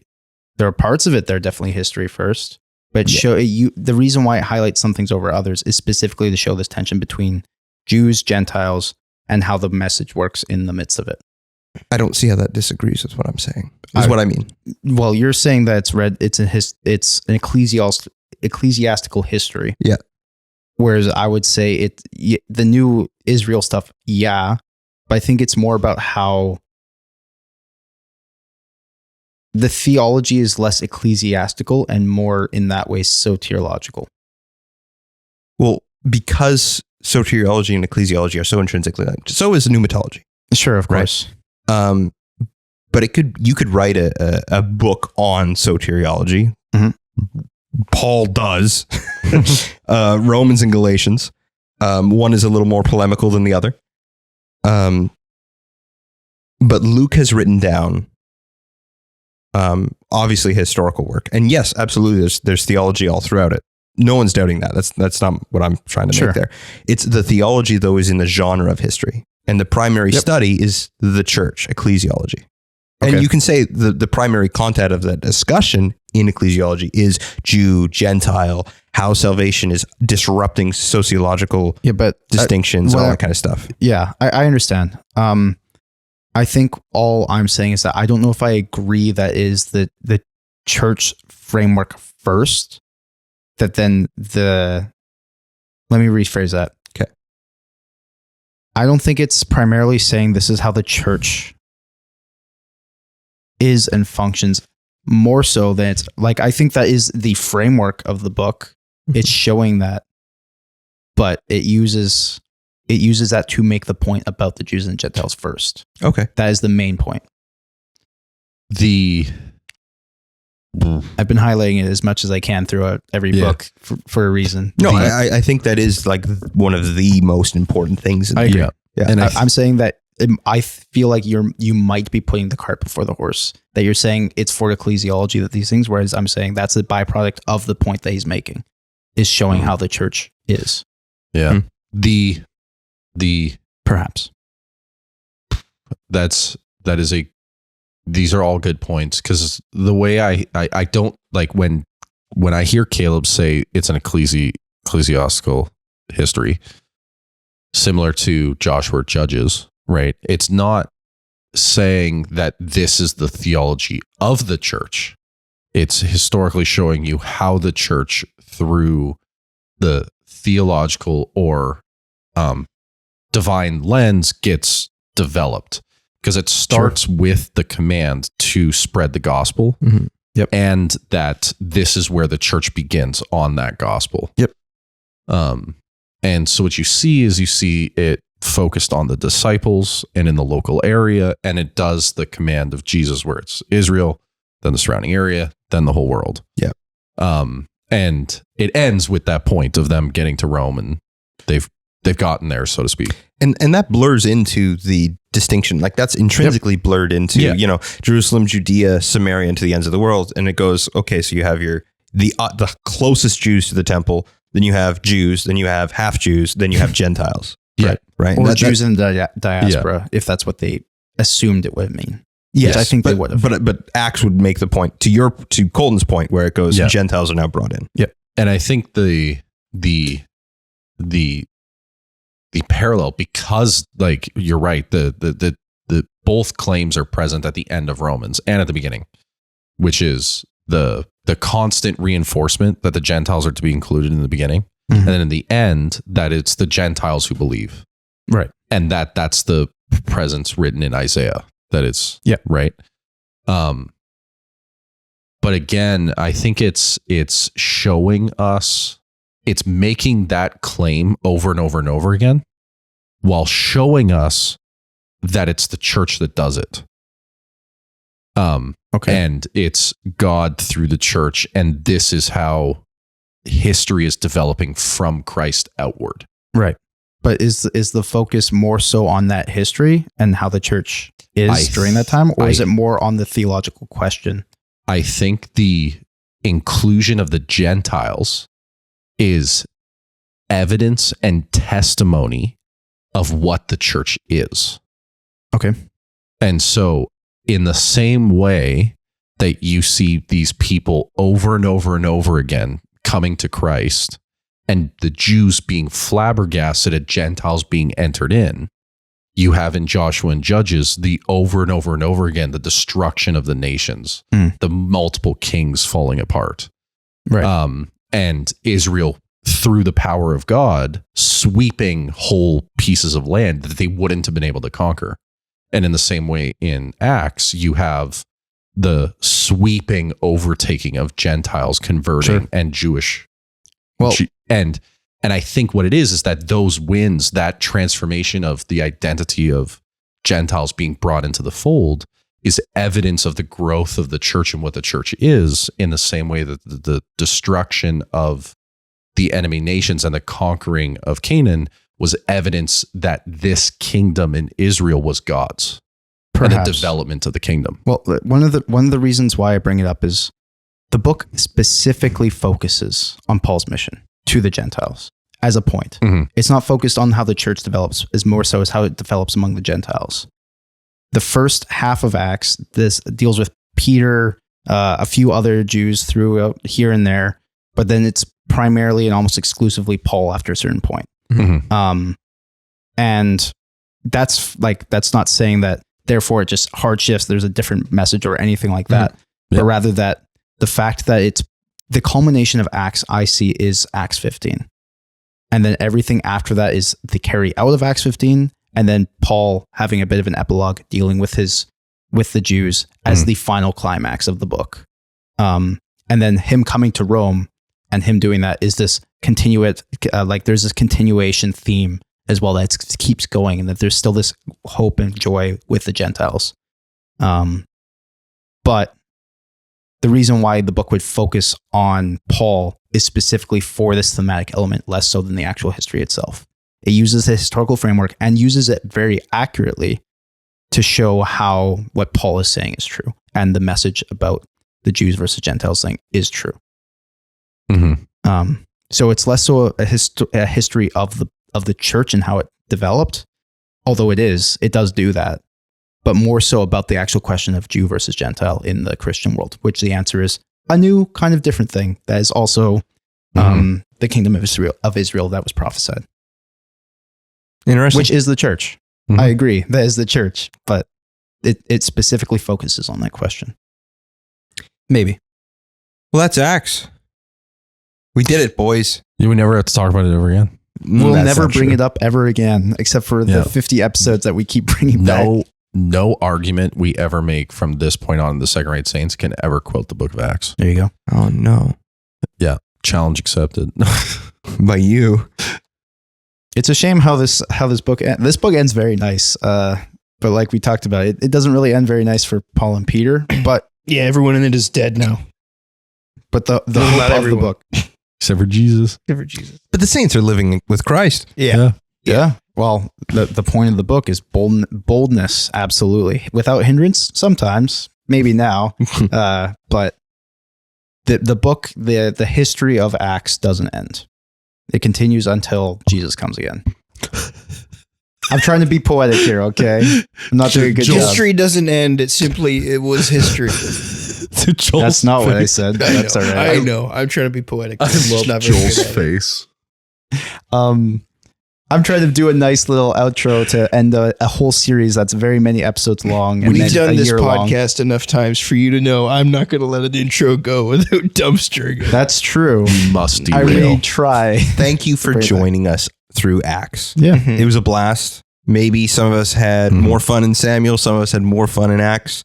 Hopefully you guys had just as much fun on both. If you have other tools you'd like us to talk about besides an axe, tell us. Oh, That's good. that's Thank pretty you. good. Um, Serious. That's my only joke. Joel, you should bring up how we're extorting the fans. During the fans. Oh, is that what we're doing? If we're going to delete the movie Flushed Away if you don't donate at buymeacoffee.com/. to Caleb, that's a good thing. Caleb hates the movie Flushed Away. Wait, no. Did you say you really liked it? Or I really like hated it? this. It's a good movie. Okay, Also, I I don't hate care it. enough about this joke to fight. He's a rat that lives in a bird cage. Yeah, and it's then- like me. And then they live in it's clearly like Britain or something, London or something. Yep. And then so a sewer, and then he goes into a second he sewer. goes into a sewer, but the main character is an Australian, Yeah, but and which is also what they would say the- down under, and that's where he's from. yeah, but also the Good city joke. down under in the sewer looks like London. I was going to Yeah. say, well, they just Yeah. went to London, right? It's an allegory. I'm just going to say it's my second favorite mouse movie played in a Here's the subculture of England because Great Mouse Detective is better. Yes, I haven't seen the You think they're Great both Mouse in the Detective. same universe? You could have just broadened No, I it have a another little theory. bit, and then Ratatouille could be there. Oh, yeah. I have another theory. Ratatouille's Paris, so it's like it's like Britain but better. I have a theory That's not that even well, true. no, I have a theory about this. Triggered Caleb. Someone at Pixar watched Flushed Away and went, "We can do that, but France." And, they're like, And we I don't even have think to. they're very similar. we don't even have to put the setting in a sewer because it's Paris. because it smells like that on the surface. Anyway, let's go. SecondRateSaints.com. We're mean to everyone equally. It's okay. Nah, I'm French. We're allowed to make these French. jokes. Yeah, the French. Yeah. They Say earned it. one word in French. We. That's us in English, idiot. That's pretty good. Got you. Anyway, Duolingo skills. Qu'est-ce que kicking c'est? in. What? Okay, check us out at secondRateSaints.com for all of our past and future episodes, our book reviews, blog posts, all the rest of it. If you'd like to support Second Rate Saints, check us out at buymeacoffee.com/secondRateSaints. Thank you for listening this far. We love you all. We'll see you next week. Love you. Will we? We won't see you. I can't see you.